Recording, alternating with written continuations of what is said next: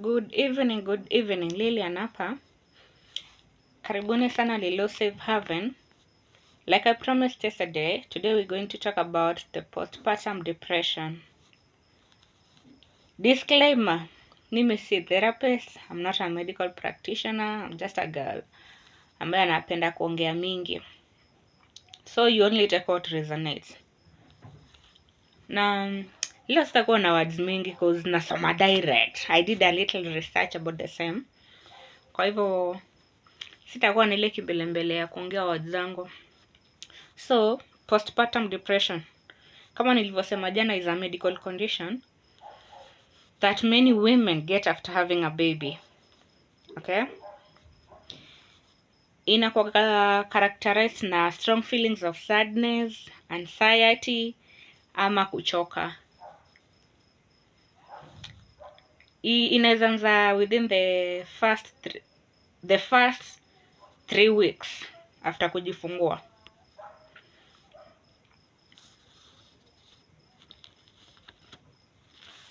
Inaweza kuwa pia during pregnancy ama the first day after giving birth. Na kulingana na ile research nimeona, siniulize ni ya wapi, ina affect 1 in every 7 women. That is around 15%.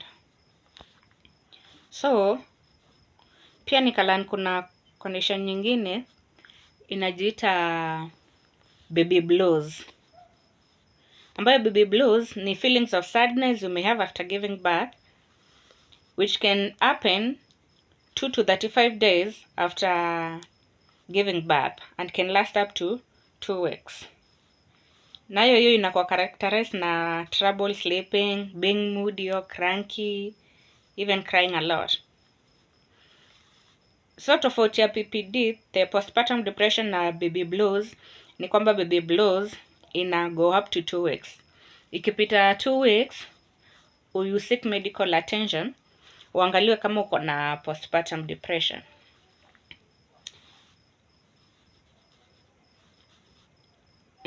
The signs and symptoms of postpartum depression, you have 1, changes of feelings, changes in your feelings. Kwa mfano unapata you have severe mood swings, uko excited, then suddenly ushaboeka, feelings of shame, guilty, or feeling like a failure, una panic, una feel scared, just changes in your feelings. Vile ulikuwa ukiwa na ball, vile ulikuwa kabla upate ball, Number 2, changes in your everyday life. Unapata you have little interest in the things you enjoy doing. Pia unapata you are tired all the time. Unapata pia either you are eating a lot ama you eating less than vile ulikuwa unakula. Na as a result unaweza gain weight suddenly ama you lose weight suddenly. Na pia changes in sleep pattern. Either you are sleeping little, very little, ama you are sleeping a lot.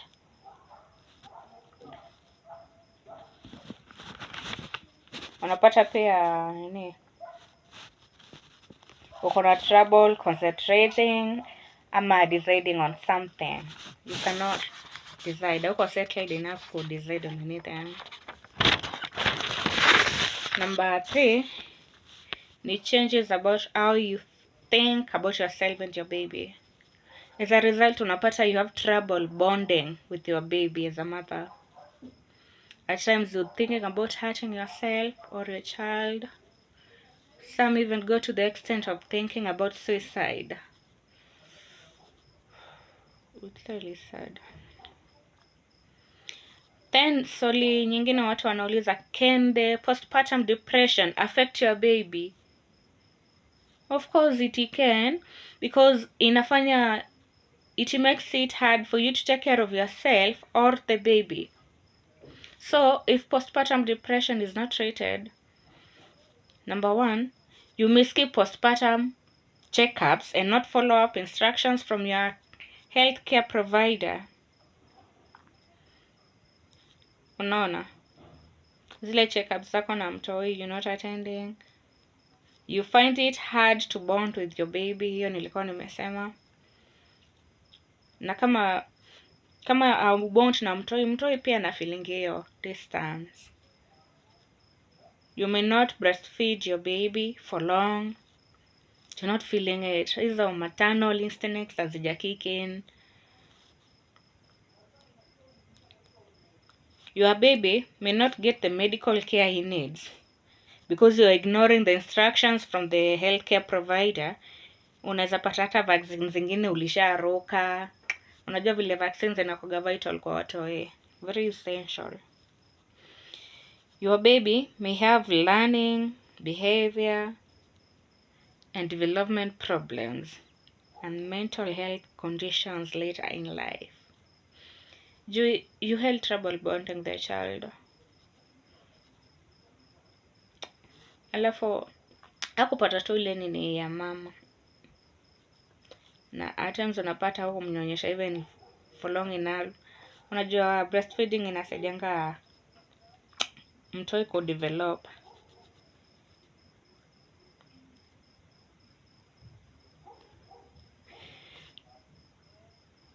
Hiyo ni number 5. Yeah, those are some of the ways in which postpartum depression can affect your baby.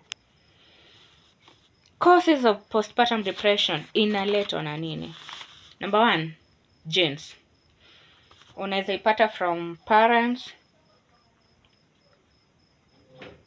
Number 2, changing hormone levels after pregnancy. So during pregnancy zile hormones zinakuwa active ni estrogen na progesterone na zinakuwa juu. But the first 24 hours after delivery, giving birth, unapata zinago back to the normal their normal levels, and that fluctuation inaweza cause the postpartum depression pia. Low levels of thyroid hormones is another cause. Risk factors.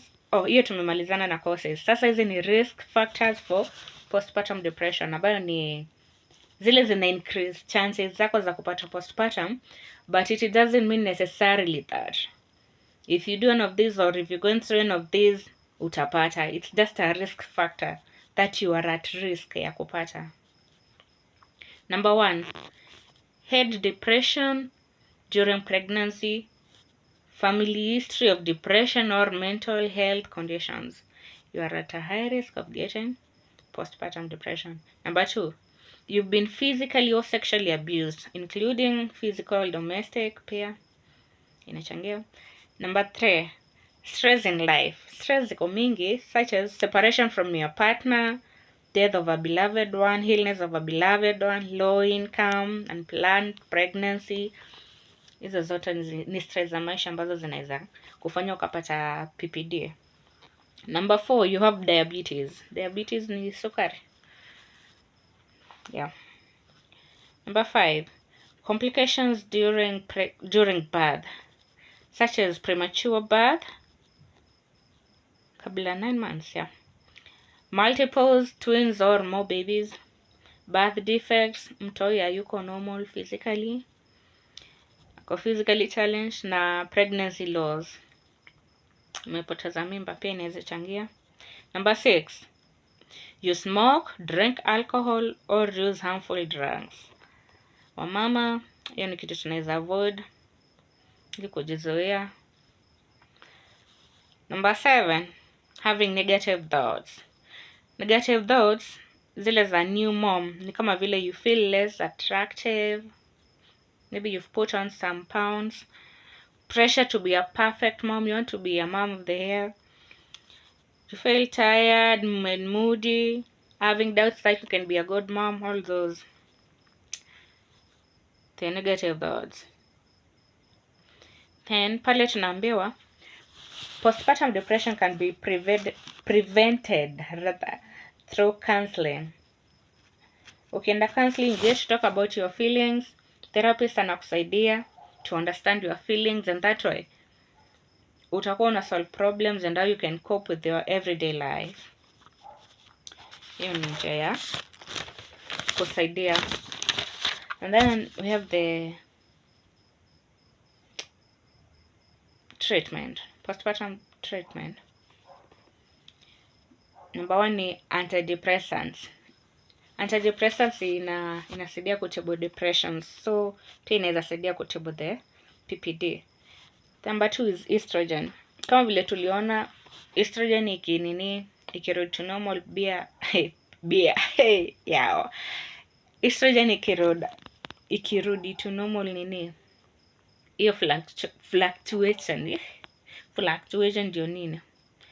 Hiyo change kwa acute ina cause. Na hii ni condition very common sana. Personally nadhani nilikuwa nayo, ni vile sikujua. When my baby was one. Yeah, my baby was one. Na I just felt like I was filled with these doubts. Na ni kama huna mwelekeo wa maisha, you're not thinking straight.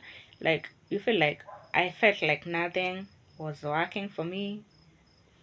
Na as a result, I was really hard on my baby. It was only a baby, but I was really hard.